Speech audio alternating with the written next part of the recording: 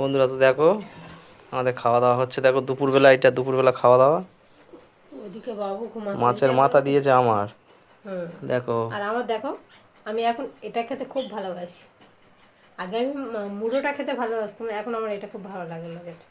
মাথা আমার ভালো ভালো লাগে আর লাগে না। বিশেষ করে এইটা লাউ শাক দিয়ে। আমার কুচো মাছ ভালো লাগে, কুচো। পুঁটি মাছ আছে, দেওয়া হয়নি কালকে তো করবো। দেখো বন্ধুরা, কালকে আমাদের এই গাছে দুপুরবেলা সজনে আজকে খাওয়া খাওয়া পারবে, দাওয়া। হুম হুম, ঠিক।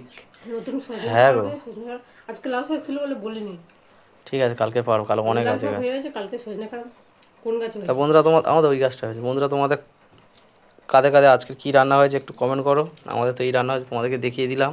দেখো, আমাদের আজকে শুধু একটাই তরকারি ভাত করেছি, কারণ বাবুর জ্বর ছিল বলে ডাক্তারের কাছে গেছিলাম, সেখান থেকে আসতে আমাদের অলরেডি 11টা বেজে গেছে। ওই বেলাতে আমি কি করব বলে, সে বাবা মাছ নিয়ে এসেছিলো, তাই রান্না করেছি মাছের ঝোল আর ভাত। মা মাছটা ভেজে কমপ্লিট করে দিয়েছিল, আমার আর কষ্ট করতে হলো না। মাছের ঝোল আর ভাত হয়ে গেছে। একটা তরকারি, সব মানে শাক দিয়ে, লাউ শাক আলু দিয়ে মাছের তরকারি করেছি। চলো খেয়ে নিই।